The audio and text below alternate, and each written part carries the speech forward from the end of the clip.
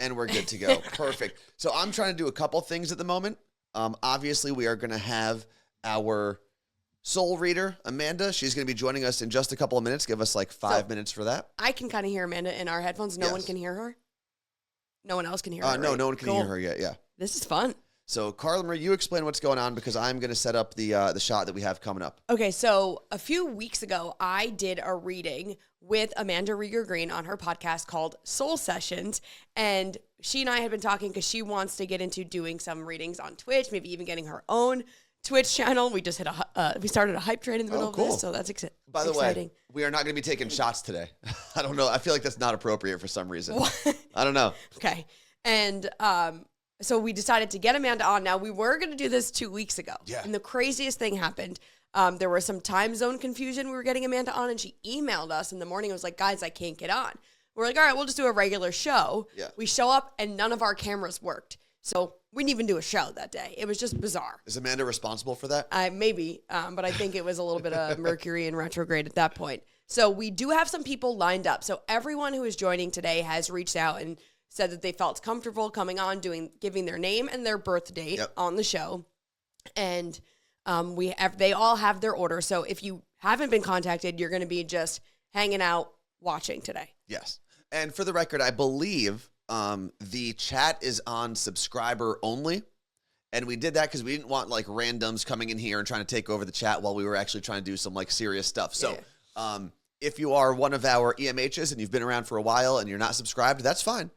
We will also be able to get your texts at 201-305-0894 if you actually want to get a comment in. Otherwise, as long as you're subscribed, you can hop in that chat and join us. So you have to be following and subscribing. Carla Marie, should we kick this thing off? All right, let me bring in, hold on. There we go. I can bring in Amanda now. Let me turn on that, and there we go. I think everyone. Hey, here we go. Good morning. Good morning, Amanda. Can you see us, Amanda?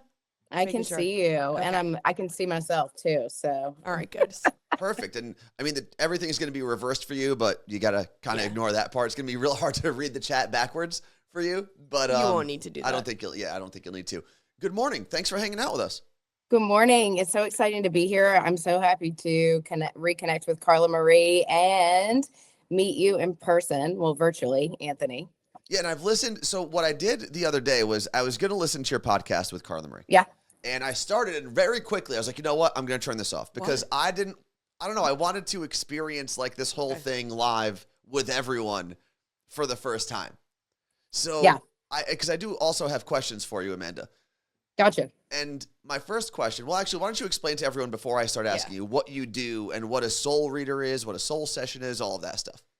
Absolutely. Hey, everyone. It's so great to be here. My name is Amanda Rieger Green.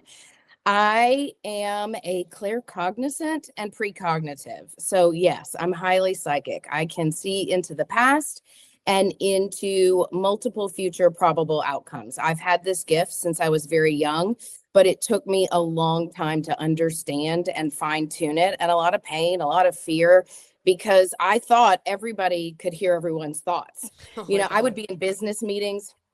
I had this at a young age, but I mean, as a young adult in my 20s, I'd be in business meetings and I would be leading a team meeting and I could hear everybody's internal chatter. Oh my God. And sometimes it's good stuff, right? Sometimes it's great stuff and people's thoughts and ideas. And then other times they're like, gosh, what is she wearing?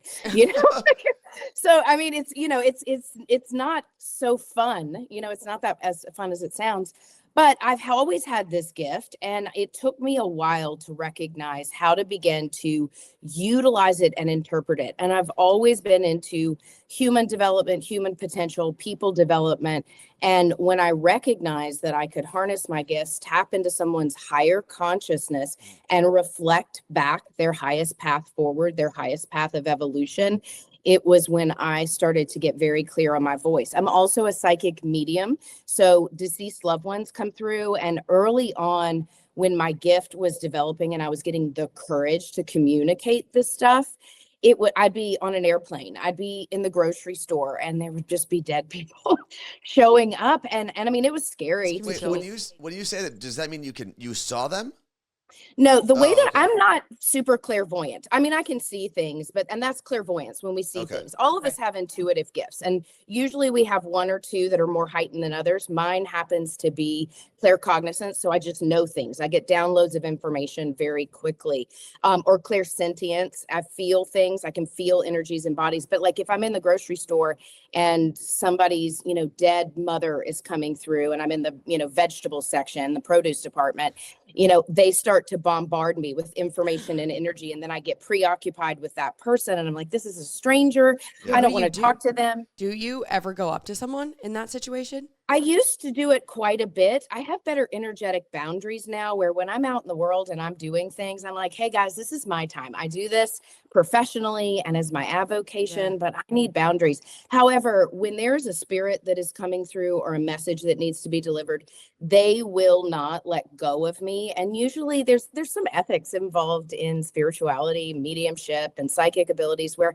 I ask for permission. Am I supposed to deliver this message? Is it Right. appropriate? And then I say to the person, hey, I just want to let you know, I'm a medium, I'm a psychic, and I'm getting some information. I think you have a dead loved one here, a deceased loved one. Are you open to receiving that information? Who would And if say the no? person, well, the people say no, like, oh my gosh, no, I don't But believe you in that. also have to understand, Carla Marie, like that's a stranger coming up to them and saying this in a public space. Like Right. there are probably people, especially if they don't know what you do, right? If you're a stranger right. and you're going up to them at the mall, there's probably Yeah. people that think you're a crazy person. Yeah, Like you're just exactly. not Hey, because of what you I do, but because you're a sometimes think stranger I'm coming up to crazy them. person, Anthony. Like I sometimes think I'm crazy. And I mean, it's scary. So I don't just do this out in the world, and I Right. don't take it lightly because it's intense for me. I'm a pretty bold person, but I'm also super respectful. And then I'm sensitive.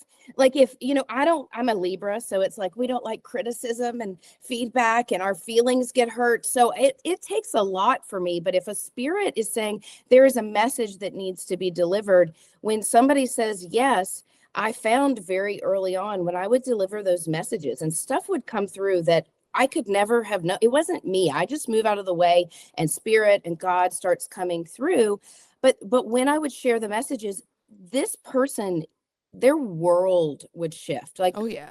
needed this closure or I needed this validation. I mean, I have beautiful examples and it started coming through so rapidly, about a decade ago. And I had a life-changing experience in the doctor's office and my doctor was running late. The med tech who was in there, her deceased mother was coming through. I didn't know this woman from Adam. And we're waiting in there and we're just idly chit-chatting. And her mother was coming through and would not leave me alone. And I was so afraid. And I was like, this is not appropriate. I'm having this dialogue in my head. And I said to her, fine, I'll say something to her if you will show me beyond a shadow of a doubt that I need to say something. And it was not a minute later that all of a sudden the woman said to me, the tech said to me, oh my gosh, I love your shoes. And I said, oh, thank you so much. She said, you know who would have loved your shoes? Stop. I said, I don't know who. She said, my mother. And it was like I almost fell off the chair because I couldn't believe it. I was amazed. And then secondly, I thought, oh shoot, I just made a deal. This means I've got to follow through. I got to hold up my end of the bargain. And sure enough, I started delivering messages. Her mother had died 30 days before that. Oh my God. Oh wow. The mother died on hospice in a tremendous amount of pain. It had been very agonizing for she and her sister. And she started bawling and crying. And she says, this is the first time I've cried because I've been so angry. Oh my And God. I'm afraid my mother was upset. And I was, all of the fears.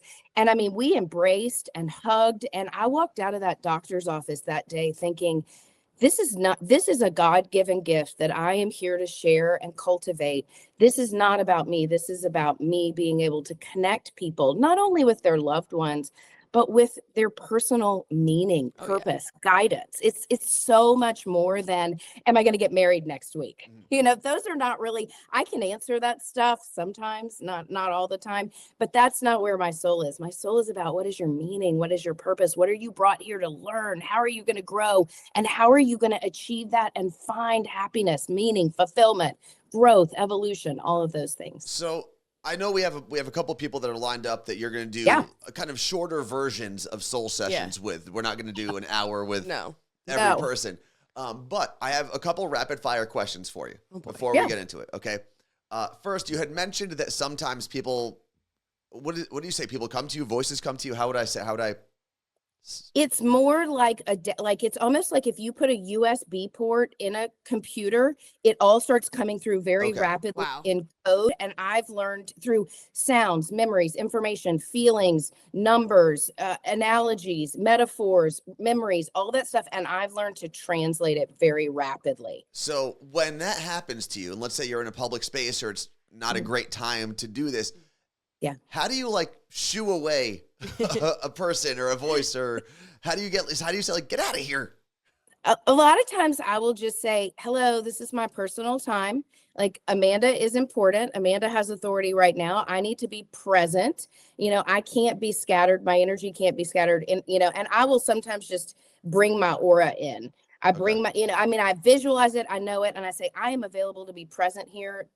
Shut the noise out. And I don't even have to say any of that. I just, boom, do it, know it. Because I've been Okay. doing this for so long. I think I'm going to use that to like people in real life. Carla Yeah. Marie is important right now.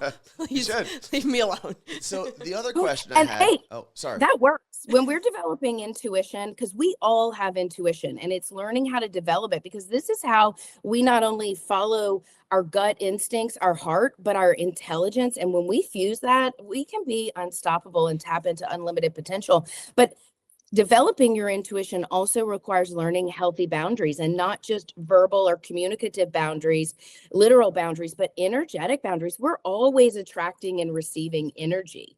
All of us are. We're like transmitters and so many people are empaths. I know people can relate that are listening. We all feel things deeply, and sometimes it's not our stuff to feel. And then we take it on and we're processing other people's stuff when I got enough on my plate, right? Yeah, I believe I'm an empath, and I definitely I get Like, very strong like gut feelings that either something Yeah. bad's going to happen or something will pop into my head, and I'm like, oh, this is going to happen, whether it's good or bad. And a lot Right. of times it does, and it's bizarre when that does happen. I mean, it by no means as anything as strong as what you're saying, but I will get like these gut feelings that I cannot ignore, and it's crazy when it happens. And then I will say to Anthony, I'm like, I think this is gonna happen, and he's like, stop thinking about it, and I'm like, I can't stop thinking about it. Well, the other question I had is, you said you've realized you had this gift, this ability, pretty early in life. When was the first time you experienced it? Do you remember that? Yeah, I remember like I would say things to my parents, and they would say, well, how did you know that? Were you eavesdropping? Were you over here? And I would get in trouble for eavesdropping or saying something out of context that was none of my business or an adult conversation. That was one way. So I would shut it down, because then I would get in trouble. And I told you I'm sensitive, so I don't like to get in trouble. So I shut that down. But also at a very young age, I saw my grandmother, and it was like I kind of saw a mirage of her, and she had literally in that moment just passed away. And she had Alzheimer's, but we lived 2 hours away. I didn't know she was actively dying or sick. And she came to me, and she was clear of mind and spirit and funny, and her, just her essence came through. And I'm like 7 or 8 at the time, I think. And I had other spirits come, but this was the first time I had a spirit who I knew. And she told me she had died, that she was free, that she was with my grandfather, that she was clear of mind, that she was safe, all these things. And I was feeding the neighbor's cat, and I went home, and my parents said, hey, we need you to sit down on the sofa. We need to tell you something. And I said, oh, Grandy Ed, her name was Edna, and we called her Grandy Ed. They said, Grandy Ed. I said, oh, she died. She's gone. She's no longer here. And my parents looked at each other. And I mean, this is before cell phones. I was on my banana seat bicycle, that kind of stuff. You realize, but I mean, that was a moment. And my parents did not shut it down. They just said, well, yes. But they never asked me any more questions about it. So I just started burying that stuff and not communicating it. That's got to be wild as a parent, I was though. gonna Like, say- kids are wild enough, and then your kid starts doing this. Like, well, I was going to say that I feel like that's a nightmare as a parent. Like, you have this 7-year-old talking to dead people. Like, there can't be anything creepier than that. And hey, I'm going to go even a step creepier. And so I'm just going to, because there are people out there after that time, like I had also had all sorts of visitors like that would come into, and it was not just monsters under the bed or coming out of the closet.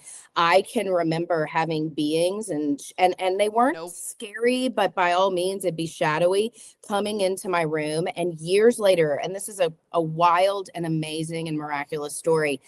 And I felt very clearly that they were beings from another dimension, not spirit guides, not my loved ones on the other side. And I wasn't afraid, but I was afraid, and confused. And I just got the sense that they were there connecting with me and downloading intelligence. I mean, I'm little and I'm sensing all this.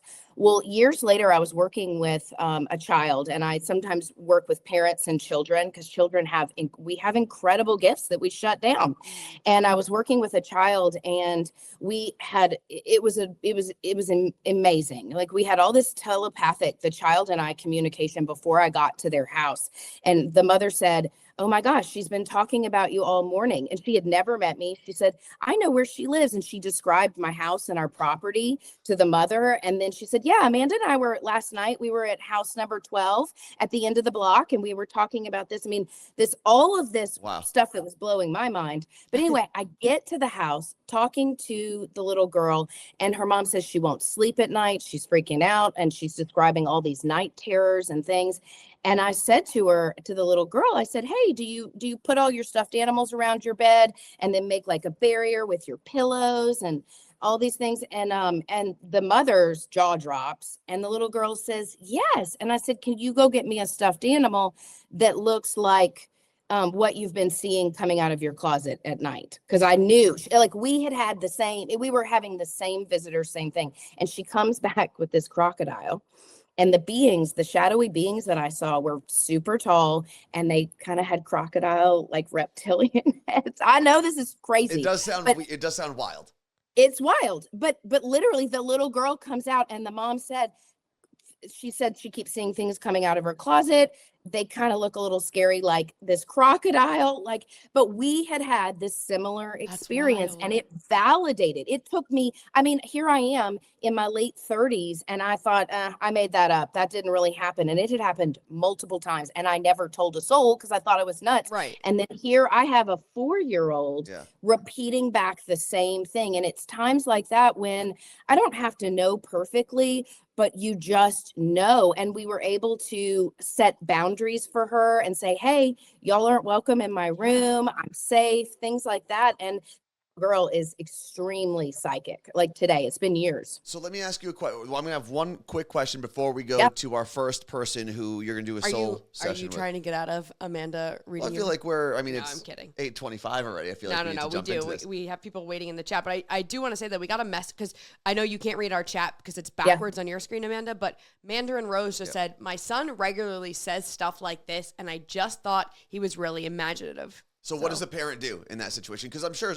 there's got to be some sort of line between a kid just being a kid and saying wacky things and something that you can actually tap into. Okay, so the biggest thing with that is feeling safe. Like we want to feel safe in our beds, in our home at night. So do children. We all know that we are afraid to go to bed, or there's, we see things, or we need a bedtime story. So the biggest thing is, when you go to bed with your son saying, "Hey, this is your space, your room. Let's say our prayers tonight. And let's say that while we sleep, that we'll feel good. We'll have sweet dreams. We'll be safe in our room, that this is your space and that you can be safe in your space and nothing has to enter your space that is not welcome." But you can also say that you don't have to say it that way. As a mom, you know how to communicate with your son. But when you say your prayers or whatever your nightly routine is, knowing that he has control over his energy field and the energies that he's sensing, but also explore those things, because that's what I didn't get or have that safe space of saying, "Hey, well, tell me a little bit more about that. What are you experiencing? Oh, what do you think about that? How does that feel? How do you want to take charge of that?" You'll know.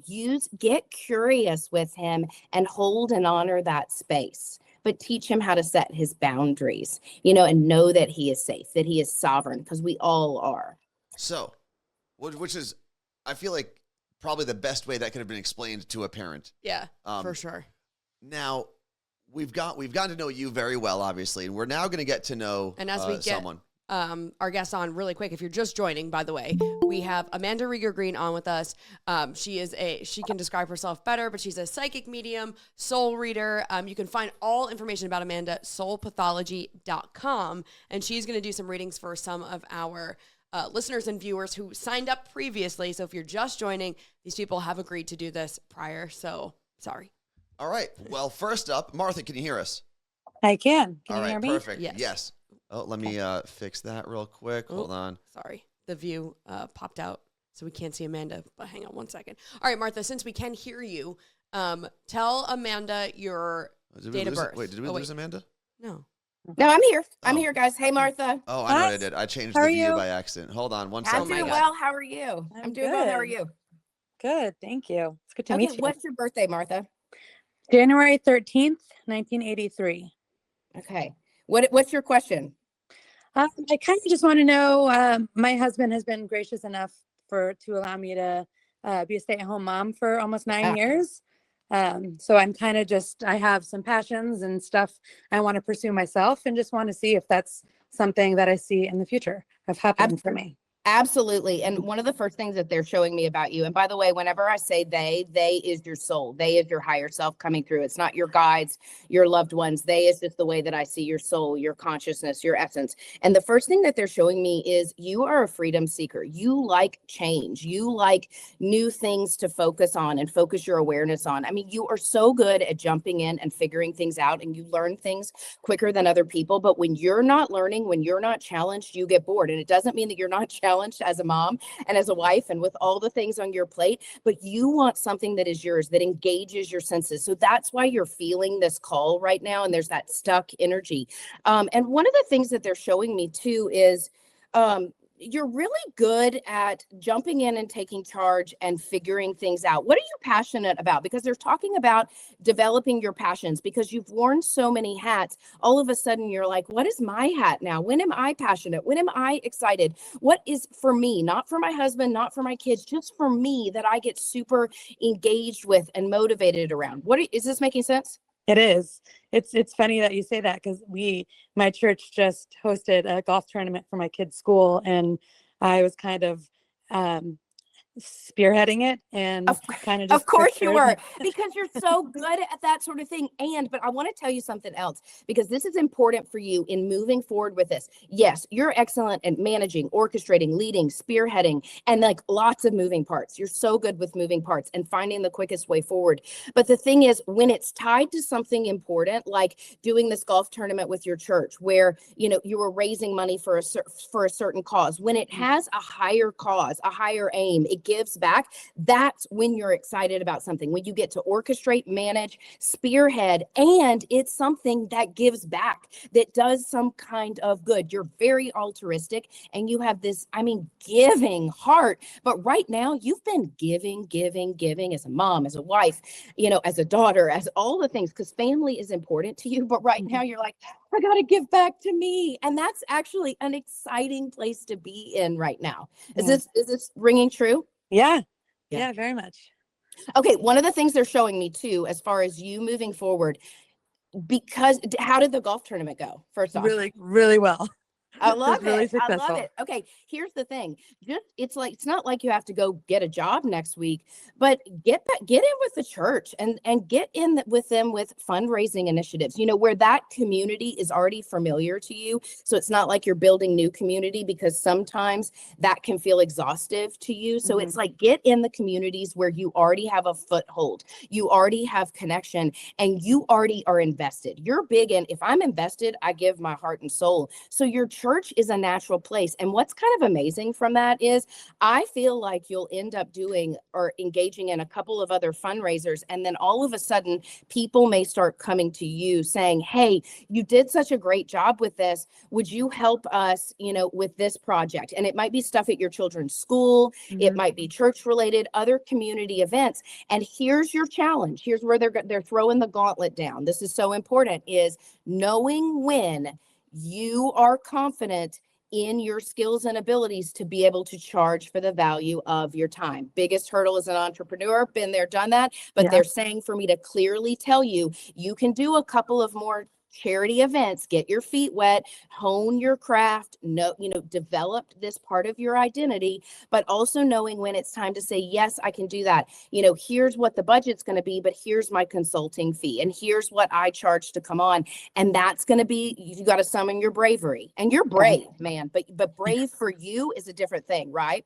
Yes, for sure. Oh my gosh, you have a lot of gifts to give, and you're going to have fun doing this. And it's not going to take away from you being the amazing mom you are, because you are. And it's like your kids never get left at school. They're making me laugh. They don't. You know how we've all been left at school? Like, unless you really, really are forgetting something, your kids don't get left at school. So just know that when you start taking things on, things aren't going to slip through the cracks, but you're not going to be any less than. You're going to be even more fulfilled in being the amazing mom that you are. And your kids are going to be happier because they're going to see you shining in ways that it's time for you to feel that excitement and fulfillment. Yeah. Yeah, I feel that strongly. Oh, hold on. Sorry, we have our next person getting ready to join. But you know what's crazy, Amanda, is that so we know a lot of our listeners very well. They've been with us for years, and I'm sitting here. I know Martha fairly well, and everything you're saying about her, I'm like, yep, this is Martha. So this is crazy. I love it. So that was Martha, cool. where do you live, Martha? Where do you live? I live in Wichita, Kansas. Okay, amazing. Well, listen, I hope, and my prayer for you, my intention for you is you get out there and get involved in your community, because you have the ability to make the impact that you want to make. And I know that even as a child, you knew that you were meant to make some kind of impact or difference. You're just opening up to, oh my gosh, this is where I begin. This is where I start. And just keep putting one foot in front of the other. Thank you so much. Yeah, you bet, Martha. It was nice talking to you. Thanks, guys. Yeah, absolutely. Bye, Martha. Thanks, Martha. I know Martha was super nervous about this. I know, Amanda, you've said that nervous is a good energy, or you've kind of explained it to me when I did my reading with you. That being nervous is good. Nervous is good. I like nervous, excited, because there's this element of like excitement and nervousness, and it's not shut off. It's eager, it's hopeful, it's curious. And those are where we want to be, whether it's with our own intuition, when we're trying to figure out a predicament, getting curious about it versus overwhelmed by it. But when somebody comes to me and their energy is shut down, I don't get it too often these days. But when I get it, it's like, okay, loosen up. Like, let's connect just like we're having a conversation. Because when their energy is shut down, it's like I'm crawling through freaking quicksand. And I can do it, but it's not as fun for me. And it's also not as fun for the person, because the energy that comes through is not as fine-tuned and clear. All right. Well, I hope Meg brought her. Well, the next person we have is going to be Meg, and I need Meg to turn on her microphone because I was able to mute it, but I can't unmute it. So, Meg, you got to turn on your own microphone if you can hear us. And I need Hello. to. There we she go. is. Perfect. So, let me fix this real quick. Okay, Meg. Let Amanda know your birth date. May 5th, 1987. I love that we have all these 80s babies. I'm an 80. I was born in 1980. So I'm loving that.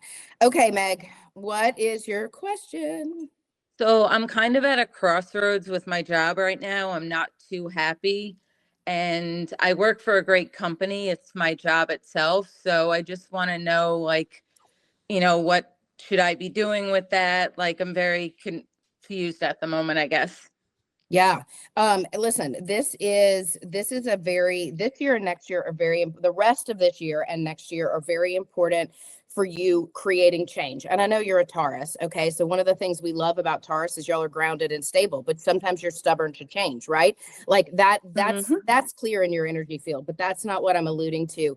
This is one of those years where it is imperative to get out of your comfort zone. And before you have any dialogues at work or talk to your boss or any of those things, it's about having some very clear dialogues with yourself. And the first thing they keep showing me for you to ask is, what is it that I really want want to feel fulfilled in my job. And one of the biggest things is recognition, because you're a great leader. You're very bold. You're very self-sufficient. I mean, like, you don't ask for much help. That's very clear. You're very, very self-sufficient. And so right now it's like going to God, going to your higher power and saying, hey, God, I need help right now. I can't humanly figure this stuff out. So before you ask for help from anyone, say, hey, take this weight off of my shoulders because I feel stuck and I'm ready for more recognition. And it's not just about more pay. It's really about being in a position where you feel substantial, you feel engaged, and you feel that your talents and leadership abilities and your innovation, because you're actually very innovative, more so than you even recognize. And it's where that all feels put to good use. You want to feel useful. And it's not that you're not useful in what you're doing or great at what you're doing, because you are, but it's like you're bored. So first of all, talking to your soul, talking to God is important. And then once let's say, just do that for the next couple of weeks. Like, hey, God, show me. Hey, God, I'm open. Hey, show me. I'm ready to be unstuck. I'm ready to be engaged. Show me, help me. Thank you. And then in a couple of weeks, then it's going to be time for you to start getting curious where holes need to be filled within your organization. Where can you plug the holes? And I think you already know these things, even though, because they're not showing me you necessarily leaving the organization yet. But it's coming, and it's not coming yet. It feels like your role evolves, and maybe evolves for the next year and a half or two, and then all of a sudden you build momentum and you actually want to step into actually a different company, a different organization, and a different role. But come back to me real quick. Is this resonating, by the way? Oh my God, 100%. Like everything. It's just freaky how much it's resonating. Do you get that a Well, lot? and listen to me, girlfriend, you are so strong. And you are tough. Like, you've been a survivor since you came onto the planet. You didn't have an easy childhood. I mean, they're showing me all of this stuff. So you learned, like, I'm going to stick it out. I'm going to endure, even when things are painful, even when I'm unhappy. I've got this. I'm going to get it done. This is one of those times where God's like, you do not need to have the high pain tolerance that you've had this time. This is about you feeling excited, feeling like you are in the right place. And again, being recognized. Again, yes, the money, those things, that's important for us, but it's not even just the title, it's the recognition of your leaderships, your abilities, and your talents. But tell me this, is your with the job that you're in, do you see where there are, like, it has to do with processes and some leadership around people and teams where there's poor communication, and you feel like if people were communicating better, or these processes were in place and somebody were overseeing this, gosh, it would be so much more efficient. Does that make sense? Yes, 100%. And I mean, like, that's where you're meant to shine, but not yet. Like, that's why I'm saying it's very important that you cultivate that point of attraction by saying, hey, God, okay, I recognize I can come in and I can be the leader that helps streamline processes, engages people, gets the right people in the right departments communicating rather than operating in silos or without each other or without collaboration. Help me, show me, I'm ready. So do that for the next couple of weeks. And then when you go to work, and this is the two things. One, I want you to, when you go to bed at night, say this, say, God, hey, soul, hey, higher self, over the course of the next month or two, connect me at work with the right people at the right time. So dialogues come up where I can take leadership. So like, you'll be at work in 3 weeks or something, and somebody's going to say, gosh, if we had somebody in a position that did blah blah blah blah blah, and you're going to say, oh my gosh, I've been thinking about that, and that is a role I would love to fill, not only because I know this company and this organization, but because I believe in it and I think I would be able to do this. And then it's like those dialogues will unfold. So you've got to follow the breadcrumbs and not worry about it coming together perfectly or on your timing. Follow the breadcrumbs, have the conversations, and then the opportunity will arise. But it's almost like you're going to have to create the position. That's a big thing. Right? And now, Meg, That's scary. Before you hang up, Amanda, you said to me, you said things like ask God, very similar to Meg, because there's a lot of moments that I feel like Meg and I have in common where it's like, I don't know what to do. I can't do anymore. And I had said to you, I'm not really that religious. And you explained it to me a little bit different of like, it doesn't have to be a specific God or anything. There was explain that to Meg in case she's in the same position. Yes, absolutely. And thanks, Carla. That's a great clarification. So, I mean, to me, God is source, prime creator, the spirit of the universe that is constantly engaging and creating and expanding. And so I talk to my soul a lot, because the soul, to me, my higher consciousness, is what is connected to the divine, this aspect that is infinite. So whatever your beliefs are, you don't have to say God. You can say, hey, higher self, hey, prime creator, hey, spirit of the universe, hey, guides, hey, talk up. It's like talk up, throw it up to the realms and engage with something higher. When we start engaging outside of our little minds, and even though we have brilliant minds, we get stuck in the ego. When we start fusing the ego and the human intelligence with higher intelligence, it's like, boom, game on. Does that resonate, Meg? I don't know what your beliefs are, but does that make sense? Yes, because I believe in God, but also I believe in just the whole universe and speaking things to the universe rather than just speaking to God. Yes. And hey, I work with crystals a lot, and I've worked with them for years, but I want you to get a crystal called sodalite, or sodalite. Some people pronounce it Sodolite. It's a blue crystal. It's called the Orator's Stone. And I love this stone because it helps us with our throat chakra, and it helps us develop our voice. And it's not just the voice we speak or orate, it's the voice in our head. And the clearer we get with the voice in our head, the self-critic, the limiting stuff, and saying, wait a minute, I have opportunities are coming, yes, I am capable of, I am available for it. The Orator Stone is great for that. So I don't know if you're into crystals at all or have ever worked with them, but get you some sodalite. You could get like a crystal bracelet. You can look it up on Amazon or on a website, or you can get loose stones and you can put them under your pillow or put them in your pocket. I put them in my bra sometimes, so you can do that too.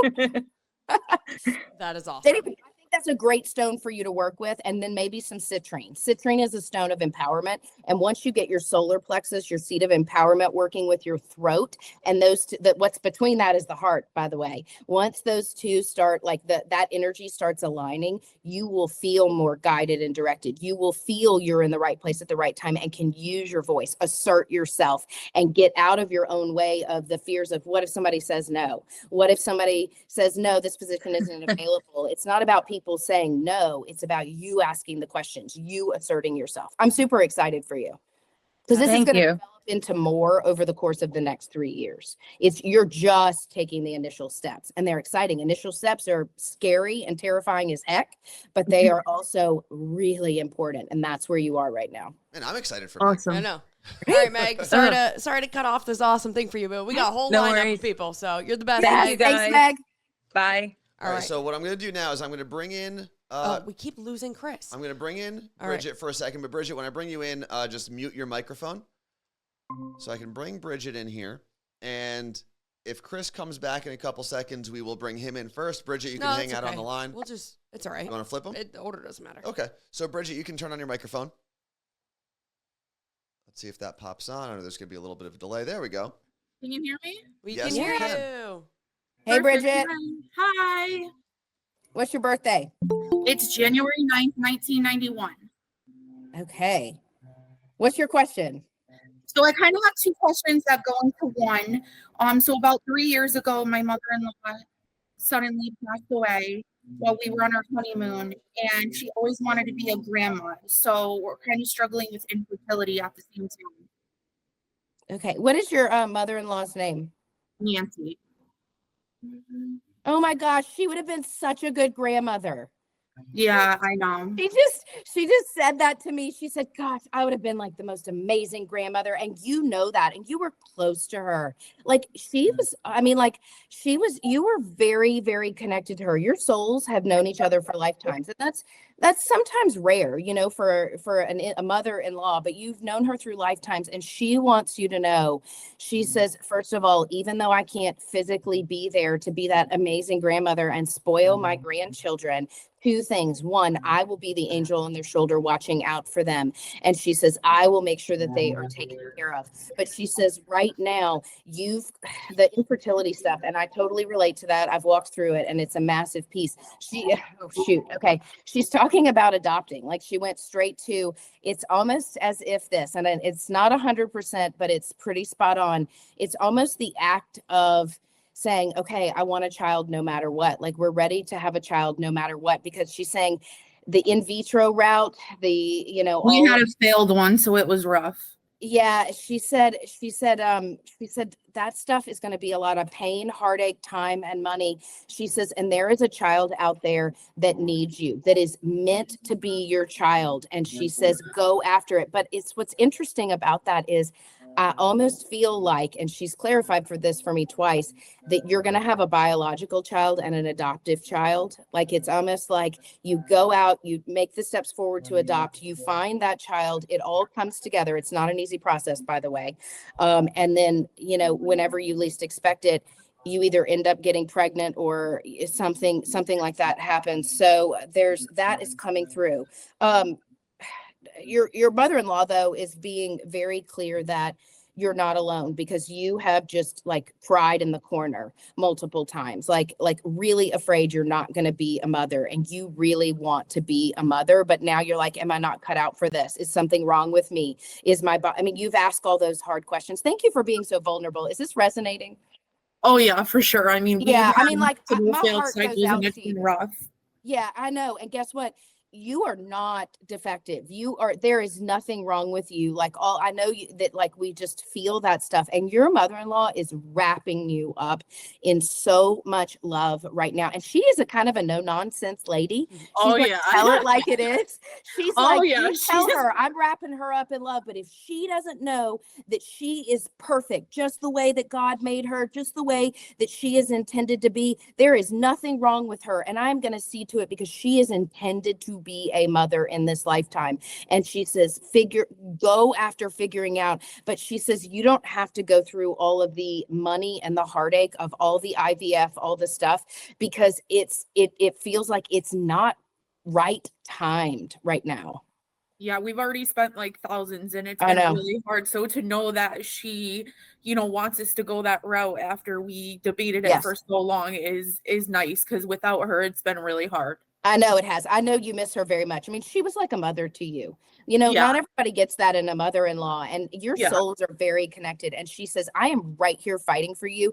But if I were here and, you were coming up against dead ends with the IVF and spending this money, I would be like, girl, kids need good homes, and your child is out there. It may not be a biological child, and you have more than one child. And whether the second one is biological and it's happenstance, or you end up adopting two children, and there may be twins or brothers, and a brother and a sister. Like, you may go to adopt one child, and then it's like, there's a brother and a sister. So, and this is all over the course of the next year and a half, maybe. So right now it's making the decisions, starting to do the research, and also you getting back in touch with, I am healthy, I am whole, there is nothing defective about me. This is all part of a divine design. Hard lesson, by the way, but a divine design.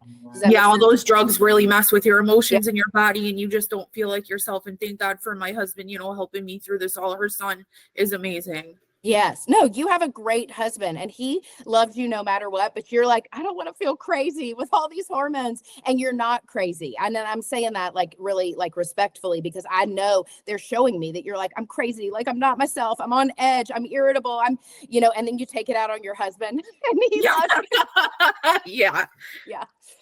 Totally. But listen, like, you just take a step back, and when you talk to your mother-in-law, because I know you do, and she hears you talking to her. She says, I've got you. She says, but pull back, realign yourself, get true to yourself, and know that you were intended to be a mom, and then use that ingenuity that you have. Because when you go after something, you know how to get it back. I mean, you are very, very industrious, and you are very strong. Now it's about you being strong for yourself, your soul, and knowing that you're intended to be a mother.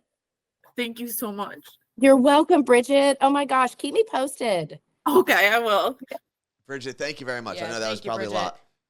It's okay. Thank you, guys. I expected to share it. So thank you so much for letting me. We love you, B-Dubs. Huge. I just want to say, when people are vulnerable like this, I mean, that's a big thing that Bridget just came with. Oh yeah. You know, it impacts all of us. It gets us out of our own way, because being vulnerable in a healthy way, and that was a big platform, and also taking a chance with me and my energy and what I do, you know, like that takes a very bold individual. And I really appreciate her vulnerability, because it helps us all heal. Thank you, everybody. You look great, Bridget. Yeah. Thank you. You guys too.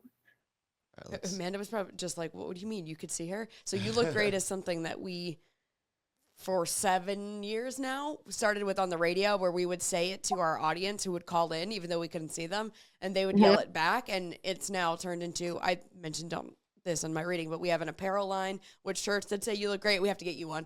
But it's kind of like our Pimp and Joy. Yes. Yes. And I know people have to like recover a little bit, because everyone in the chat, I don't know if you're able to see it. Everyone in the chat kept saying, "Oh, now I'm crying. You got me in tears." See, okay, listen. And this is why I do what I do, not to get people crying and being in tears, but when someone like Bridget and everybody that's come on, Martha and Meg, like when we are vulnerable and we share our fears, we share the stuff that we're grappling with, we can relate. And when we relate from the heart and we get emotional and we feel it and we feel the energy, it changes us. Sometimes, you know, when you pay it forward at the coffee shop, and you're like, I'm going to pay for the coffee for the person behind me, you know, and the person at the barista gets to be privy to it, because they're like, oh, this is so cool. And you do it, and then you walk out. But it's not just about the person that gets paid forward to, it's about the people around that notice it. Because I know I can be in the back of the line and see this happen and be like, oh my gosh, this is so cool. That's the energy when we all tap into our intuition, share our vulnerabilities, those sorts of things. It's creating this dynamic energy that raises our vibration. And y'all, life is hard. Yeah. We need upliftment and higher vibrations. So that's so much of what I do. And that's what my podcast is about too, Soul Sessions. Well, I want to, before we get Chris on, because Chris, and you can unmute yourself. I'm also going to bring Augie in here. Augie, I'm going to mute your microphone. You can... There, he's already muted, so we're good. But I know Martha, who you spoke to first today, she was in the chat saying that she wants to book a longer session with you. How do people do that now that they're seeing this happen?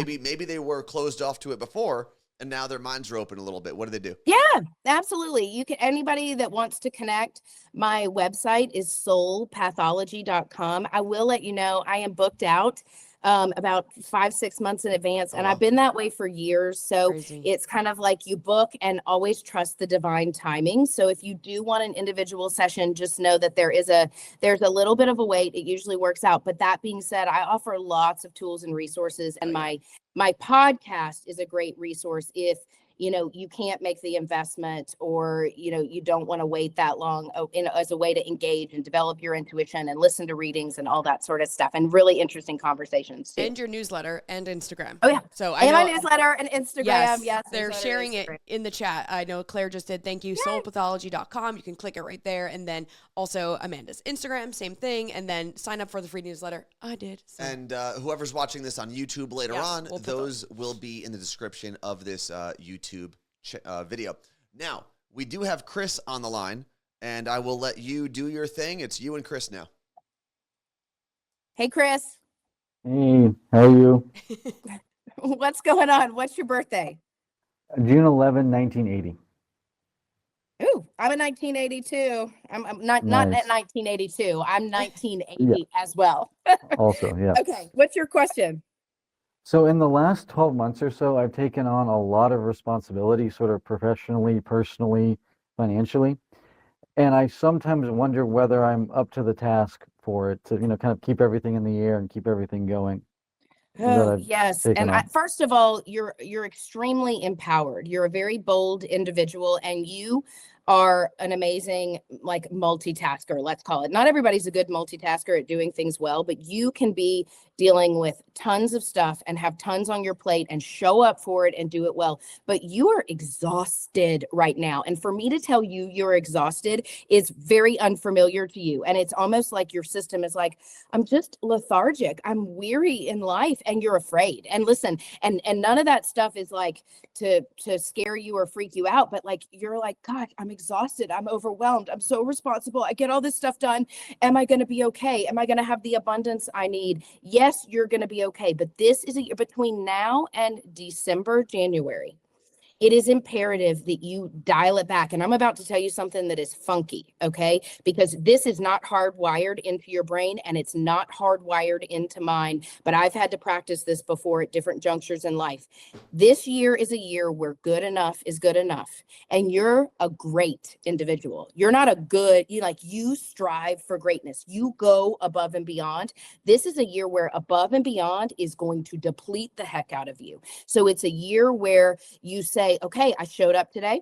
I checked everything off my list. I got stuff done, but I'm not overachieving. I'm not pushing harder. I'm not trying to grow beyond where I am right now. I am getting things done, and then I am going home and being with my family. I'm going home and getting a good night's sleep, because if you can rebuild that traction between now and December, January-ish, next year is a power play, power ball year for you. So you need to conserve your resources. It's a big year financially for you. And you're not just going to see it in March or April, but like as we move through next year and into the fall, you have doors opening. And even with work, they keep talking. What do you do work-wise, Chris? I'm a benefit analyst, so I work in like employee benefits and stuff like that. Gosh, that was me a lifetime ago. It feels like I was in employee benefits, HR, and all those things. Okay, one of the things they're showing me is like, do you work in-house for a company, or are you on the broker side? In-house. In-house. Okay. Yeah. They are talking to me about either you moving into a director role, a VP role, or you moving on to the broker side. Not yet, not right now, but in the next couple of years, there are some shifts and changes, and you move into a bigger new role. And right now, it's really about kind of pulling in your resources and allowing yourself some rest. You're gonna be okay, but right now you feel spread thin, and financially, like it's like you're having to pay out a lot of things right now, and you're feeling like you're just working to live, or living to work. What is that? Living to work versus working to live. Does that make sense? And yeah, no, absolutely it does. Yeah. Yeah. And you're so empowered. But remember how I said good enough is good enough? I know that sounds like, to you and I, it's like, what? We give our best. We go above and beyond. But this is a year where conserving your resources, taking care of yourself, like getting a good night's sleep, and not going to bed like analyzing and making lists and worrying because you're not sleeping well. Like you're not sleeping, you're not waking up well rested, and you're too darn creative for that. You need your spontaneity, your creativity. You need to be able to think on your feet. And right now, you're just overwhelmed with the responsibilities of home and family and life and bills. And we've all been there. Everybody out there can relate to that. And believe me, I relate to it. That's why showing up, doing your job, but then coming home and really like taking some time for you, whatever that looks like, is so important. Like taking That some makes time total for you, sense. whatever that looks like. Yeah. Okay. And like, let me ask you this. What do you love to do that is just for you? Like when, not work, because I know you like to work. You love to work. I do too. Not work. Like, what do you like to do that is just for you? That's fun. I guess reading, video games, hiking. Okay. All right. So like when you get home at night, or it's, Sunday afternoon or whatever, go on a hike and like go enjoy yourself. I don't care if it's 15 minutes, an hour and a half, or when you're playing video games at night and you're home and that's kind of your escapism, allow yourself to say, this is my self-care. And I know normally people would say video games, self-care, but if you can be present and not feeling like you're having to jump up and do 10 other things, or your mind is, scattered, it's really being able to be present. And when you're enjoying playing a video game, enjoying it. The more you cultivate that, the more you're going to start regenerating your energy field. Does that resonate? Yeah, totally. Definitely Yeah. does. And before we get off, Happily let me take just that ask you one advice. question. With work and working on the employee side and Mhm. then the consulting side, there is some clear traction for you to move up into a bigger role in the organization you're in, but I think you're going to have some other opportunities externally. Consider everything and figure out what freaking excites you the most. So, and that will come into next year. Okay. Cool. Well, thank you, Chris. We Awesome. appreciate you. Yeah, Thanks, thanks so Chris. much. You guys look great. You look great. You know, I love, Amanda, what you said to Chris, because it seems like it's really resonating with a lot of people in the chat. But the yeah. good enough is good enough part, a lot of people are saying they need to take that to heart and kind of carry that with them. And I think the other part that was really great was allow yourself without guilt to have that personal time, whether it's something that some people might think is silly, like playing video games or reading or working out, whatever it is, but allowing yourself to do it without the guilt and the pressure. Yeah. Yeah, because guess what? I work on my own personal spiritual health. I mean, that stuff is paramount for me to be able to show up and be a vessel of service to clients and do and channel what I do. But I tell you what, I can be watching something on Netflix and I can be running around doing laundry or busy doing 25 things. And then I'm not sitting down for 30 minutes or 2 hours, whatever it is, and just being present and allowing myself to fully relax. I can busy myself with other things, and then I've diluted my downtime, even if it's watching TV. And of course, I encourage people to supplement stuff with getting outside and hiking, going and exercising. I mean, I have to exercise to move stuff out of my body. Like whatever your self-care practices are, notice what your home practices are. And the good enough piece is, did I show up today? Did I do things well? And when you don't have it in you to push, when we force that stuff, we create more resistance. Oh, yeah. So we do have 2 more people lined up. If we can get to them, that would be great. Are you good on time, Amanda?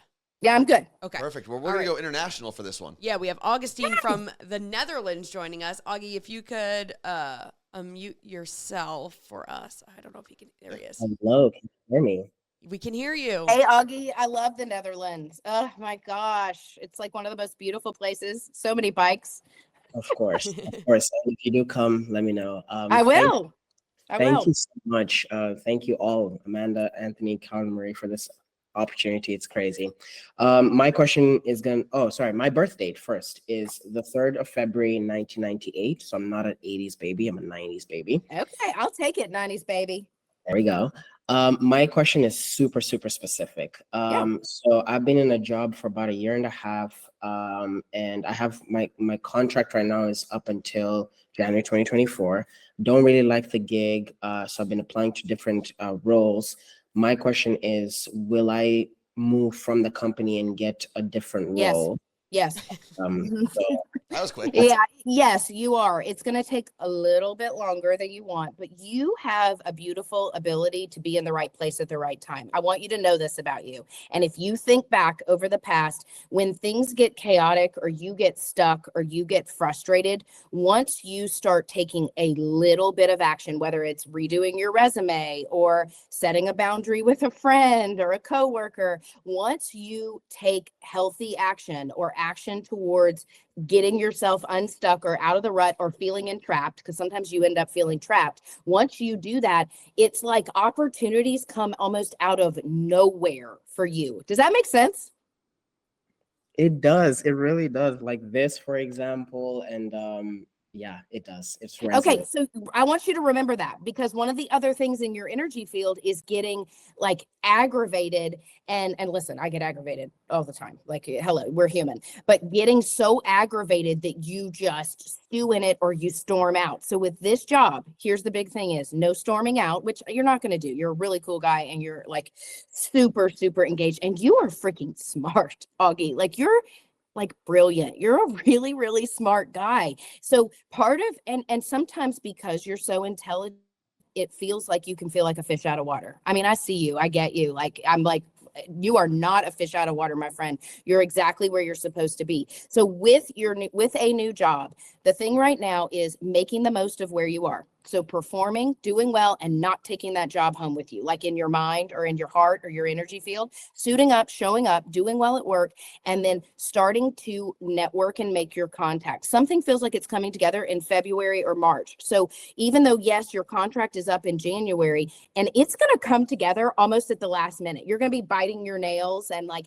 freaking out that nothing's going to happen and you're going to be destitute, you know, all the stuff that goes on in our mind. But that is not true. And when that comes up, you say, I'm going to keep putting one foot in front of the other, putting feelers out there, connecting with people, because something amazing is coming. And whatever is coming is an opportunity where you get to use the analytical mind. You're very process oriented, you're very analytical, and you get to be creative too. Does that make sense?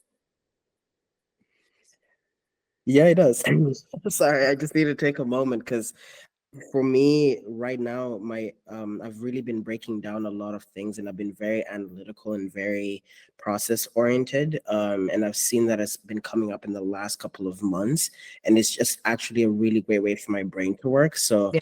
that makes sense. And I've really been craving for a creative role because Yeah. right now I feel like my creativity is not really being tapped into. And it's so crazy you mentioned this, because literally right now I have been slacking on this and putting this so much on the back burner, but I need to network with people because I've realized that that's going to help get closer to that opportunity. So I know, and I know how that feels, Augie. Thank you for sharing, because it's kind of like stepping out of that comfort zone and not being afraid that people aren't going to see you, aren't going to get you. You're very unique. You have a beautiful spirit. And let me tell you something really simple, and everybody out there, listen to this. This is an easy way to help us get unstuck. Augie, because you have very developed right and left hemispheres of the brain, you're highly intuitive and creative, but you're analytical, you're precise, you're methodical. We've got to fuse those two together. So an easy way to do that is when you're brushing your teeth. Hopefully you brush your teeth twice a day. Do you do that? yeah, I do. Okay, that's 3 minutes a day, 2.5 minutes twice a day, right? When you're brushing your teeth, brush your teeth with the non-dominant hand. You'll do something called neural patterning that builds neuroplasticity in the brain, right and left hemispheres of the brain. And so brush with the opposite hand, and you can laugh and you can be like, oh, Amanda, this is so annoying. I can't get my teeth clean. So you laugh about it, right? But then you say, I'm building new neural networks. I'm interconnecting this beautiful analytical mind with my creativity, with my intuition, and I'm communicating these things. I am building new neural networks and human networks. Thank you. Wow. And then finish brushing your teeth.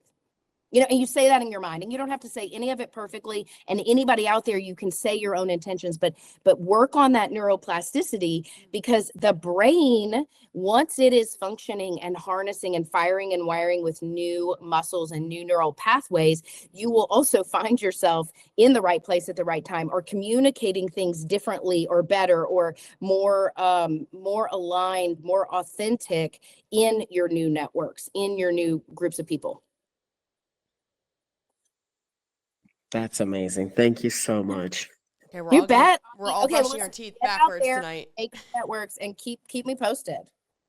Will Would you do. say, Carla Marie? I cut you off. I said we're all brushing our teeth backwards tonight. Yeah, totally. Does it work And with listen, electric when you do it, toothbrush, it's though? awkward. It's totally awkward, but we can do a lot of things. I'll get on the bed on the other side of the bed, or I'll get out of the bed on the opposite side I of do the that bed. too. I do that. And it's like, but I do it consciously and I laugh. I have to like crawl over my husband, and he's like, what are you doing? And I'm like, I'm building neural networks in my brain. New I ones. love it. Augustine, thank you so much. We appreciate you. I don't know if you can. Thank you. Oh, there you are. Thanks, Augie. All right. Well, we have one also more. I have to apologize to Augie because I spelled his name wrong in the beginning, and I think I also spelled the Netherlands wrong. But I'm doing this on the fly, so you gotta give me some leeway here. Well, when you brush your teeth the opposite way, maybe your brain will work better. Maybe. Hey, Anthony. Hey, Anthony. Yes. You are very sensitive, just like me. I can see it all over your energy field. You're very, very kind. You're innately kind. And that element of, I want to support everybody. I want to do things well. I want to acknowledge it. Like, I just am giving you a shout out. I can see it all over your energy field. And I'm like, oh gosh, I get you. Well, thank you, I guess, right? I don't know. He can't he can't handle this. Like, he can't handle being told nice things. So No. I know. And like, but you're also like, it's one of the things that you're learning in this lifetime, because you're also so introspective, and you are like, you like your quiet time in your own little space. And it's like, nobody's going to get me. And if they do, it's smoke and mirrors. One of the things you're learning is to be seen, to be recognized, and not from an ego perspective, but from this, oh, I appreciate you, I see you, because that actually is going to create more abundance for you, more money, more abundance of time, heart, people, like it really allowing yourself to receive. So just quick. I'll quick work on tip. it. I'm Nope. not very good at it, and you're right about that. Yes, but you want to learn, so you're going to Yeah. get better at it. We do have one more person. Do you have a couple minutes Yeah. more? Let's Okay. do it. Yeah. We'll get Perfect. We have Gina from New Jersey. And I think Hello. she's in here. There we she go. is. Hi, Can you Gina. hear me? Hi Carla Marie. Hi, Anthony. Hi, Hello. Amanda. Hi, Gina. So yeah, my name's Gina. My birthday is May 6th, 1988. I'm from New Jersey. And I guess my question's kind of juvenile, but I've been with my partner now. We're coming up on 5 years. And it's been interesting. It's been good. It's been bad. But I guess just, is this kind of it? Like the expectations that I have of him, is he going to kind of come through with some of the financial expectations, kids, marriage, kind of moving forward type stuff? Yeah. This is a big year. That's a big question for you. Yeah. And I know that it's coming up. This is a big year of really following your heart's desires. And right now, as much as you love him and care about him and you get each other and you know each other, you're kind of at this breaking point. And I know it because you've been rattling this around in your head for quite a while. Like, even though in your heart, you're like, he's the one, like we've been together, we've spent all this time, we know each other's families, because you're very tight knit with your families and your people and your connections. And you're like, it just makes sense. But right now in your soul, you're like, but these are the things I need. These are my non-negotiables. And he is so slow to meet those non-negotiables. So does that make sense? Oh, yeah. Yeah. Okay. I got you, girl. Like I see it. So here's the deal, because this is not about make it or break it, like he is or isn't your person. This is about you. Reframe it back to you right now and get very clear on in a partner, because you've evolved, you've grown, you've changed over the past handful of years. You've hit like a growth spurt to where the things that you love and like are not what you liked 5 years ago. And it doesn't mean that you don't love or like him. I know you do. I'm not talking about him, but I mean, things that fire you up, things that you get excited about. So this is what's important, is you get very clear what is important to me in the long run, with family, with security, with money in the bank. And do I want to be the breadwinner? Am I prepared to be the breadwinner? Or if that's a non-negotiable, saying, okay, let's lay everything out on the table, because I don't want our partnership to feel one-sided. Or what if I want to be a stay-at-home mom? Am I certain that you're going to be able to provide for our family and I can be a stay-at-home mom? Those are the conversations before you have them with him. You get clear, very, very clear on what you want. And the next 2 months are very important for that, for you. Getting very clear on what you want so you can sit down with him and say, let's talk about our life, our hopes, wishes, and dreams. And I will tell you this, because you're very bold. And you're a no-nonsense kind of gal. Like when you sit him down for a conversation, it's going to freak him out and light a fire under him. So that's why I want, like he's going to be like, oh shoot, she means business, because he will. So it's really important that you don't just sit him down and mean business because you're scared or you're aggravated one day or you're impatient, that you take 2 months and get very clear on what is important to you in the long run for a sustainable, healthy, growing relationship, and then sit him down and find the time to say, let's talk about us. Let's talk about our future. These are the things that are important to me. What's important to you? Is this resonating? Yeah. I mean, we've had these, so that's kind of happened, but like, it's a very, we have it, and that does happen. He goes like, oh shoot, and then he'll fix something. And then it's like, Okay. kind of go There's back. a difference in having those conversations. Like, not that you haven't put your heart and soul into it, but it's like right now, that's why I said no little conversations, no little pull him aside. This is what I need. This is what I want. Or when are you going to do this? Like 2 months. 2 months. It's a big assignment for me to say 2 months, back off and like really sit with yourself and say, these are the things. Because when you come from a place with him of, hey, like, let's sit down. These are the things I need. These are the things in my soul. It's going to come across differently, and it's going to either stick like super glue, and he's going to show up or it is not going to stick and you will know the answer. And they're showing me like it can go either way right now. It is really much about your soul's evolution.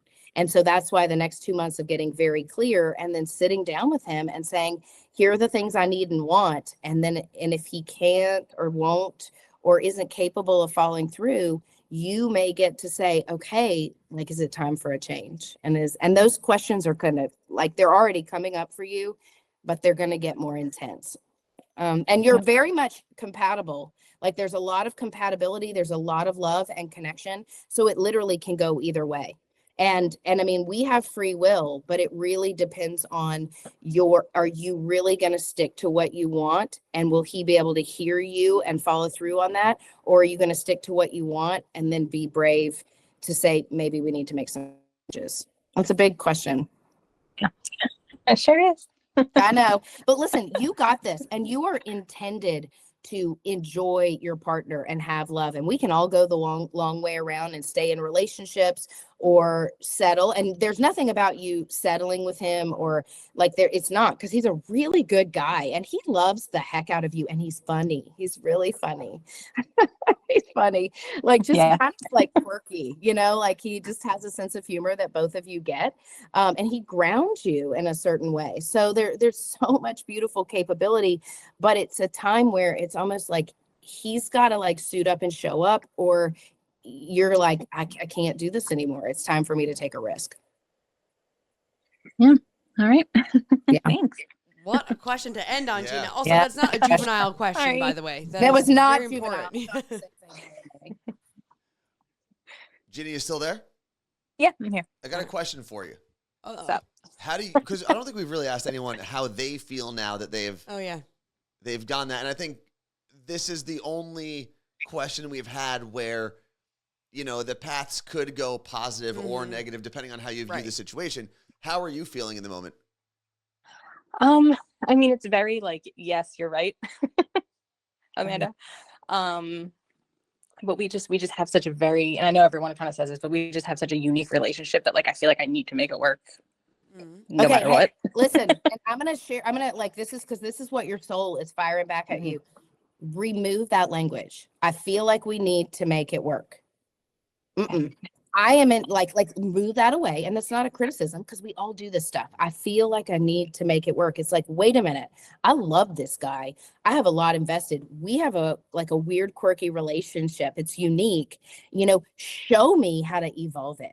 Show me how to grow it, which means you've got to get clear in you so you can offer that insight to him. And hey, guess what, gals, we got to kind of guide and direct our men a lot of times. I know I have to do this with my husband. I did it this morning. But that's what I'm saying is I feel like I need to make it work. Remove that and say, I am ready to show up and evolve this. Let me build some new tools. Let me get clear in my voice. So does that make, I'm just like even tweaking you even more because you're in a very important juncture on a personal and a soul and a relationship level. That's why this is so aggravating and painful. It's a growth opportunity. And it doesn't mean you grow apart. It means you get to grow and hopefully he grows with you, which I'm rooting for. I like his energy for you a lot because you're a handful. I'm a handful. I say that as a term of endearment. I say that with a lot of love, Gina. She is. I'm like, girlfriend, you're just like me. And like when we're serious about something, it will like torment us inside. And you don't need to be tormented right now. Get out of that torment. Make sense? Yeah. You got this. I'm a handful, but I'm also easygoing. Yeah. You're talking to a Libra. So I'm like, yeah, I'm easygoing. And then I'm a lot, yeah. Well, Gina, thank you very much for doing this. Keep us updated. Yes. Right. Thanks, guys. Bye. Bye. Now, before we let you go, Amanda, because obviously you have stuff to do today. Yeah, it's my husband's birthday. Oh my God. Hold on, I gotta fix your screen because I know I'm off. No, it's partly because when the call hangs up, yeah, it moves everyone. Is it off? Oh, she There we moved go, back. herself. okay, perfect. There we go. All right. So one of the things I was interested in with a lot of your responses, and I wonder if there's a connection here. When you were telling Chris, you kind of told him to take a 2-month, not break, but like relax for the final part of the year. Kind of the same thing with Gina. Is there something to the end of the year and the beginning of a new year? Is there anything in terms Yeah. of decision making or You just things that posted you've this. seen in your life? Yes. I mean, yes, there's always energetic shifts. Each month has, I mean, we have astrology, we have numerology. There are so many forces and energies going on. And of course, there is a massive shift like from December to January. We usually feel a little hungover. We don't always get it or feel it in the moment. But it was in both of them, like they were being very clear with me the next 2 months, the next 2 months. It's not always like that with people. Okay. However, I will say this on a universal level. The remainder of this month and next month are paramount for getting very clear and taking effective, quality oriented actions towards hopes, dreams, goals, aspirations, which doesn't mean overdoing it, but taking action that feels aligned, even if it scares us to death. Like for me, I had to set a boundary a couple of weeks ago, and I was like, what if this person's mad? What if it, and it wasn't about anybody being mad at me, or it was setting a boundary because what the person was doing wasn't okay. It wasn't a good use of my time, and they weren't respecting it. And I was like, it's okay. And it wasn't okay. So it's kind of one of those times of any bold action, getting very clear on our why and our motivations, and being able to follow that up with our voice and actions right now. I was writing things down as you were doing this, the questions that I have. Yeah. You mentioned Yeah. 2 crystals. Where do you recommend buying crystals? So I'm really lucky where I live in Austin, Texas. We have this amazing crystal store, and I find them whenever I'm traveling. I go to metaphysical shops and stuff like that. But for the general person out there, I tell you what, if you want to you can get crystals on Amazon. They're not always sourced as well, but you can do it. So you can Google citrine, or you can Google sodalite, or whatever crystals you're looking for. But there's a company called Energy Muse. They have really well sourced crystals. What does that mean? there's a- Like when you say it's well sourced, what's the difference in sourcing a crystal? So think about diamonds and how diamonds are mined and Okay. exploit the same so thing. You're talking about like the human rights aspect of it. Yes, Okay. and also exploiting the earth and just mining for stuff haphazardly and Okay. all Yeah, of we those things. want So the good crystals. yeah, you want it to be of good quality and love, and it doesn't mean that all of them are. And when you get a crystal, it is so important, whatever it is. It's important to talk to it and say, hey, work with me in the highest light, work with me with the highest energy. And I just want to say out there for anybody who's like, crystals, did you know that what transmits the information and processes it is a crystal, a silicon chip in our iPhones and our computers? They're extremely scientifically proven to be able to shift vibration. Whatever vibration they hold, they don't shift or change. We have a lot of water in us. We change our frequency and our vibration. Their composition does not change, and it will help us attune to whatever their properties are. And this is metaphysical properties. Like it might be a crystal that's for your heart, or love or romance, or one that's to open your spiritual gifts and your intuition, one to help you with your passion and creativity. There's on my website, I think there's a downloadable crystal guide. I'm Ooh, okay. 99% sure. It's like a free crystal guide, and it has tons of crystals, and I have just Amazon links on there to go get them. Okay. But it'll tell you the basic properties and meanings, from anything to money to love and romance, tuition, all the things. That's pretty cool. We're going to have a whole crystal garden. Well, Yes. Amanda, I think we first off have to have you back again Yeah. at some point. And 'cause we're this gonna was- make this you- was a lot of fun. And It was I so love that with some of the things you were telling a lot of the people that we had, from Martha to Meg to Chris to Bridget to Audrey to Gina, there were lessons that everyone could have taken for themselves. And one of the things I love that you said was the last one with Gina. I think a lot of people do this in relationships, and they think that the term I'm going to use is pestering, right? They think that random mentions of things that are bothering them is the same as having a discussion and a meaningful conversation. And I think that gets lost in translation a lot, because you can say, oh, well, have you sat down and talked about this? And both partners, men and women, whatever, will probably say like, oh, well, I mention it all the time, every time he bothers me or every time she bothers me. But that's not the same thing as sitting down and having a meaningful discussion. Yes. Absolutely. And also for me, I know this personally, but I see it energetically with people.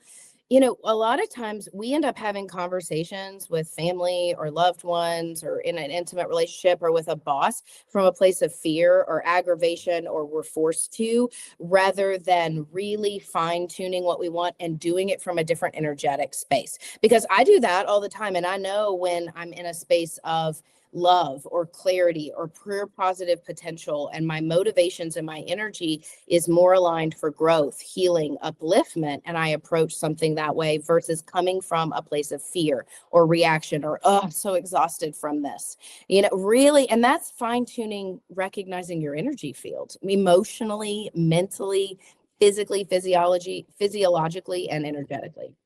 Okay, my last question is, have you ever read Animals? Yes. Yeah. I am not like, I'm not an animal medium, but I just last night, listen to me. Okay, I'm going to tell you all this. You can laugh. Last night, I have a 16-year-old lab, and he's in amazing health and shape, and he would blow you away. He's a miracle, and he's one of my soulmates. But anyway, last night he was not sit down, and he was being all funky. And I told my husband, I was like, he has a stomach ache. And he was exhibiting no signs of a stomach ache, nothing. And my husband's like, no, he's just codependent, Amanda, and he's just being needy tonight or whatever. And I was like, no, he has a stomach ache. And then we went to bed. Well, this morning before we got on this call, he was really antsy, and I walked downstairs and there was diarrhea everywhere. He had a stomach ache. So I'm sharing that as a funny example because it just happened to me this morning. But yes, I do sometimes connect, like I'll read for somebody and a dog will come through, or a horse, or I can telepathically connect. It is not my main gift. And I do know, animal intuitives that are way more gifted than me, but yes, I certainly can connect. I started following one on Instagram, and she shares the things that she hears from animals or questions that you can ask them. I'm like, I have so many questions for my cats. Yes, I have had readings on my dogs, and I've had somebody read for my dogs, and it is mind blowing because the woman that I had do readings, she basically communicated. If my dog were able to communicate and use sentences and phrases, she was using stuff that was so his essence, his tone, his candor. I mean, it'd be like mind blowing stuff. And it's so much fun because then you feel like you really get to understand better. Because pets, dogs in general too, dog is God spelled backwards. They really are there to teach us lessons, and they take on a lot of our energy physically. Usually when our dog or cat has something physical going on, it is something related to our stuff that they're pulling off of us. And you don't have to feel bad about that or negative. It's just when you're taken to the vet or they're really sick, you say, hey, whatever you're taking on, you're going to heal, and I'll work on my healing too. And I can go deeper into that, but it's really remarkable what they take on of ours and take it on as disease that we aren't able to address or ready to heal ourselves. It's mind blowing. Then I think you're making John scared all the time. It could be. I think that. Wait, are you like? This is so funny. I saw your post. I'm talking about being a cat daddy, and it was like literally the day before my stepdaughter said to me, she's dating this guy, and she goes, yeah, he's a total cat daddy. I've never dated a cat daddy. And I'm like, what is a cat daddy? And then she was like, he has a cat. He's totally guys with cats. And then I saw your post, and it's like cat daddy. And I said, I didn't even know this was a term. Listen, I didn't know it was a thing until pretty recently, but I became one very quickly. Yeah. But obviously you're a cat daddy. But men who have cats on their own, I feel like women are like, these are the guys we should be dating. Like, if they have a cat, they're this is the guy. This is the one. So, well, that's what my stepdaughter was saying to me. She's like, he's got this more feminine, sensual energy. He's more emotionally in tune. And listen, Anthony, I know that behind closed doors, you're very emotionally in tune. I do. I don't know. Maybe. I don't know. Yes.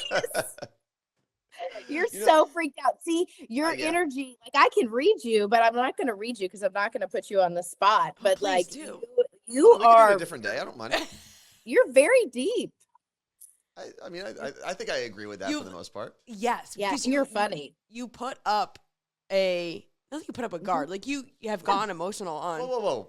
Let's leave it to the professionals here. Carla Marie, what are we doing here? You put up a guard. I'm just saying. Amanda's right. Okay. No, but for real, Amanda, we would love to have you back on maybe in a month or so. Yeah. Yeah, let's do it. Because I think so many people would also love to have some of these Yeah. quick sessions to get to know you a little more. Maybe I'll, Yeah.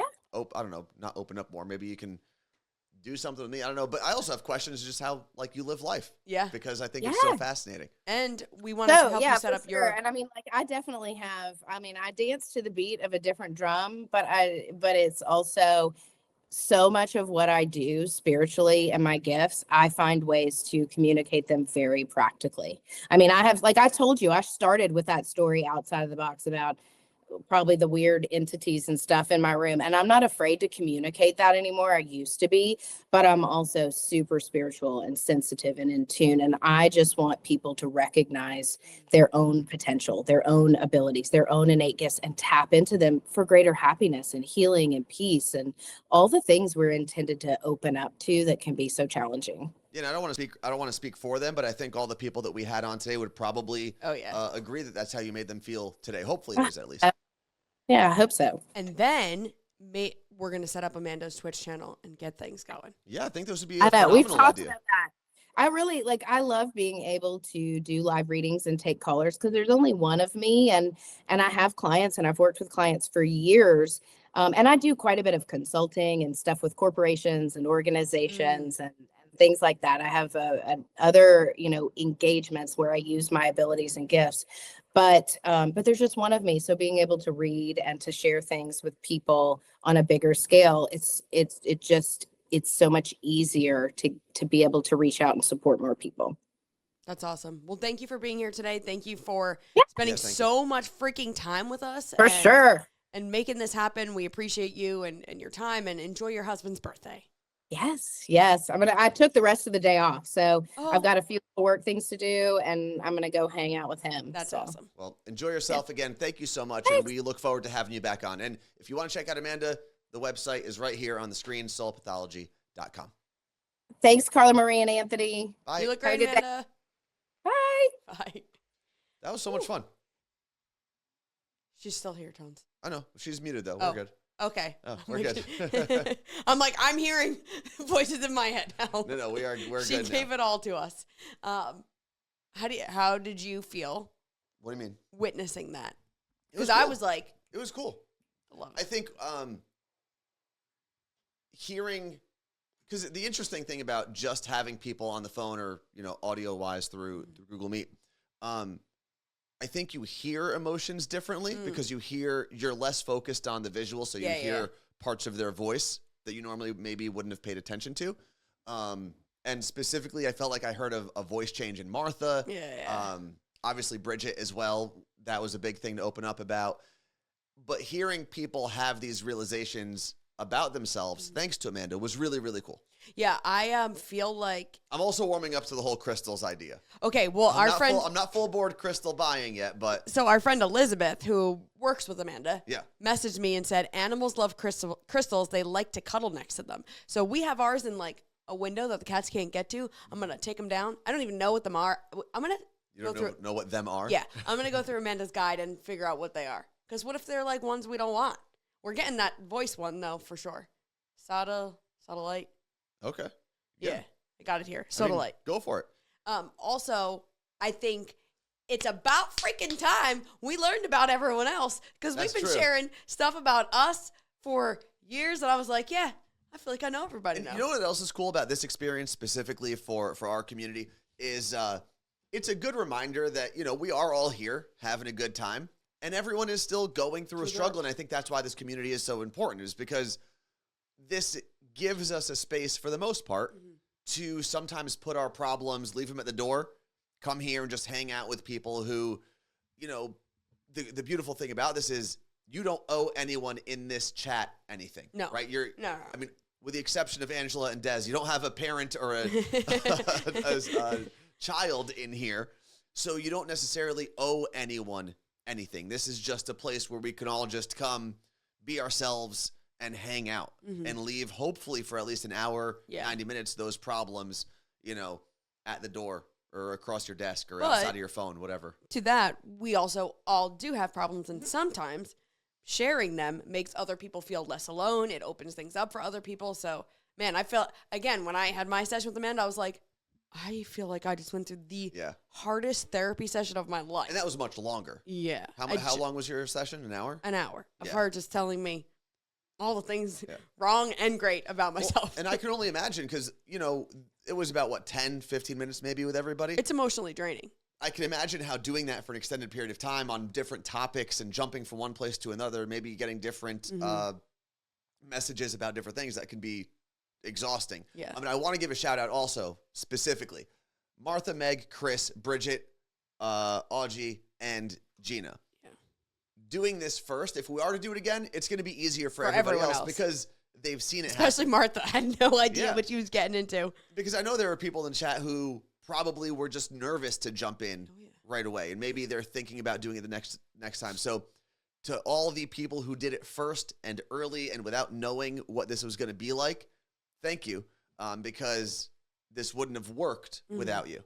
Yeah. And it takes a lot of courage to do that. So I want to address that. Yeah, it was a time. But like, do you believe more now? Yeah, I think so. I don't like to go through life saying I just don't believe in things for the sake of not believing in them. Right. I don't think I'm smart enough to know how the universe works. I'm not that, I could be arrogant sometimes. I'm not that arrogant. Well, what I wanted to ask her. And again, I'm still, like I said, lukewarm on the crystals. I'm warming up to them though. But crystals have been, crystals are part of the earth. Yeah, so is How- dirt. Yeah, dirt. There are cultures that are Again. like dirt is everything. Again, Feel the dirt. I'm not saying that there's nothing there. Grounding feet to earth. I think you're missing the fact that I'm moving in the direction that you probably want me to move in. I'm just saying I don't fully understand all of it, so I can't believe all Okay. of it if I don't understand all of it. What I wanted to ask her, because she said something when she was explaining, ask another realm, or it's not always God. It's something bigger, right? Like a realm or whatever. And that made me think of Thor. What is the Thor movie when they go to the rainbow, the pretty bridge? That one? Yeah, I don't know. There's a lot of terms in Thor. And I don't wanted remember. to ask her without trying to make fun of what she does, but when she sees, because that's not what I'm clearly not doing, but when you look at a Marvel movie, is any of that the different universes? The Bifrost Bridge. Is maybe. any of that can she explain using that Yeah, probably for she me could. of how things work? To make the analogies easier. And is Marvel correct? Maybe Marvel works with mediums and we don't even know about it. Well, I think the writers for some of the source material, we should say, for Marvel, right? Not the Thor movie, but the comic books that it was based off. A lot of those, the writers really did jump into a lot of mythology and different spiritual things to write those comics, right? It takes a lot of knowledge to write those things. And Thor specifically, you have a lot of the Norse mythology, so that's pretty easy source material. Oh, for sure. So, but that makes that, again, Again, people believed in so many more things than we do today. Yeah. Back in ancient times.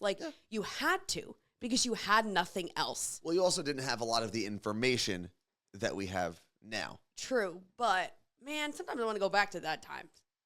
Because cats were everything. Oh, I just watched a video because for those who don't know, Carla Marie and I, we were taking a trip with my family. We're going over to Jordan, but we have to stop in Turkey for basically a day.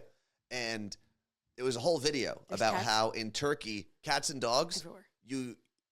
if you injure, even if it's a stray, if you injure, kill, do anything to a stray cat or a stray dog, you can get a $10,000 or 10,000 Put euro them fine. in the garbage. And people will just feed strays all the time. Yeah. They'll be in stores. That's a big. They're part of It's on- the community, essentially. It's on my feed a lot. And I had a friend who visit Turkey, and she was like, "Oh my God, you would love it here. There's cats everywhere, and people take care of them." However, I don't we get out of the airport and go right to our. Oh, I guess we are going to go to dinner. Maybe the restaurant will have cats. It very well could. I feel like it's kind of how it worked in Jamaica on some of the resorts we were at, because the cats were just there. Those guys. They were usually taken care of in terms of spaying and neutering, and you'd know because they had a little piece of their ear missing, and that's how they figured it out, which is kind of weird. But then they were just part of the resort. Well, it's better than let's figure out if this cat is spayed or neutered. And cut him. A lot of cats will have tattoos, but at that point, you have to shave them to see the tattoo. Yeah. No, the ear thing makes sense. Yeah. I mean, listen, you cut out some of their mechanics down there, you may as well chop off a piece of the ear too. It's not like a pretty process. No. But it is time for us to get out of here. I know we're about to do, I think, an interview with another podcast that we'll be able to tell you about soon. Yeah, we're going to be on our friend Steve, not Roosevelt's podcast, which I got the timing wrong. I thought it was 9:30 our time. It's 10:30. Oh, okay, perfect. So we have time to I can eat, maybe relax a little bit. decompress. Thank you to everyone who hung out with us today, even if it wasn't your reading. Thank you for being involved in the chat. We'll be back to normal things, I guess, on Thursday. Yes, and if you just joined, you're like, I missed everything. And I know some people are like, I need to go back and listen to my own reading again. Obviously, if you're a subscriber to Twitch, you can watch it on Twitch. If not, it'll be up on YouTube this afternoon. Yep. Peace out.